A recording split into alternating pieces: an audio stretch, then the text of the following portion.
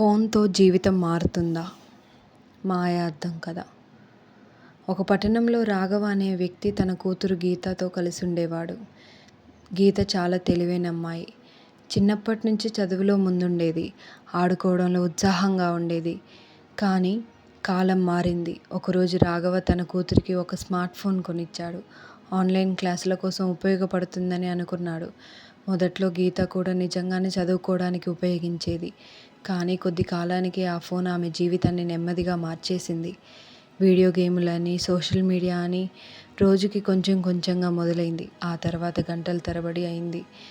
గీత బయటికి వెళ్ళి ఆడు అని రాఘవ పలుమార్లు చెప్పాడు. అయినా గీత వినలేదు. ఇంకొంచెం సేపు ఆడుకొని తర్వాత వెళ్తాను అని చెప్పేది. ఇంకెప్పుడు బయటికి వెళ్ళి ఆడుకోపోయేది. ఆమె స్నేహితులతో ఆడుకోవడం తగ్గింది. పుస్తకాలు చదవడం ఆగిపోయింది. ఇంట్లో వాళ్ళతో మాట్లాడడం కూడా తగ్గింది. ఒకరోజు స్కూల్ నుండి టీచర్ ఫోన్ వచ్చింది. మీ కూతురు కాన్సంట్రేషన్ తగ్గింది, క్లాస్లో కూడా దృష్టి పెట్టడం లేదు అని చెప్పారు. రాఘవ ఆందోళన చెందాడు. తన కూతురు ఇలా మారిపోతుందని ఊహించలేదు. ఆ రాత్రి గీత ఫోన్ చూస్తూ నవ్వుకుంటూ ఉంది. రాఘవ నిశ్శబ్దంగా ఆమె దగ్గర కూర్చున్నాడు. గీత, నేను ఒక చిన్న కథ చెబుతాను, వింటావా అని అంటాడు. గీత మొదట పట్టించుకోలేదు. కానీ నాన్న ఏదో తేడా ఉండడంతో ఫోన్ పక్కన పెట్టింది. నాన్న ఇలా చెప్పడం మొదలుపెట్టాడు. ఒక చిన్న గ్రామంలో ఒక అబ్బాయి ఉండేవాడు. ఆయనకు ఒక మాయా అద్దం దొరికింది. ఆ అద్దంలో చూసుకుంటే అతనికి కావాల్సిన ప్రతిదీ కనిపించేది.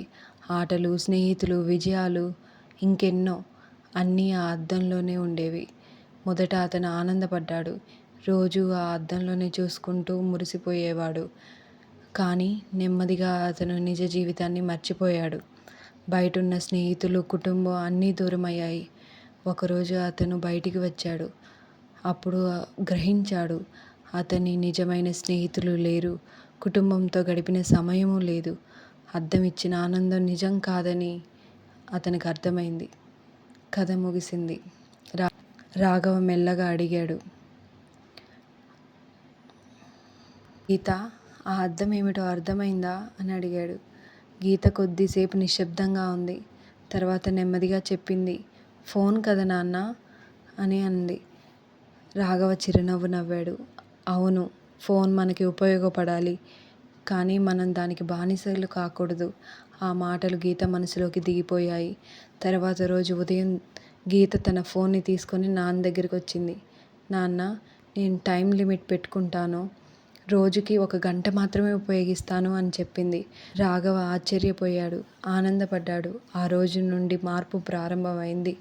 గీత మళ్ళీ బయటికి వెళ్ళి ఆడటం మొదలుపెట్టింది. పుస్తకాలు చదవడం మొదలుపెట్టింది. తన స్నేహితులతో నవ్వుతూ గడపడం మొదలుపెట్టింది. ఫోన్ ఇంకా ఉంది, కానీ ఇప్పుడు అది ఆమె జీవితాన్ని నియంత్రించడం లేదు. ఒక సాయంత్రం గీత తన నాన్నతో కలిసి కూర్చొని నవ్వుతూ చెప్పింది, నాన్న, నిజమైన ఆనందం స్క్రీన్లో లేదు కదా, మన దగ్గర ఉన్న వాళ్ళలో ఉంటుంది. రాఘవ గర్వంగా తన కూతుర్ని చూశాడు. ఫోన్ మనకు ఉపయోగపడాలి అంతే, మన జీవితాన్ని శాసించకూడదు. నిజమైన ఆనందం ఎప్పుడూ స్క్రీన్ బయటే ఉంటుంది, అది గుర్తుపెట్టుకోవాలి. Thanks for watching. ఈ చిన్ని కథ మీకు నచ్చితే లైక్, షేర్, కామెంట్, సబ్స్క్రైబ్ చేసుకోండి మా ఛానల్ని. బాయ్.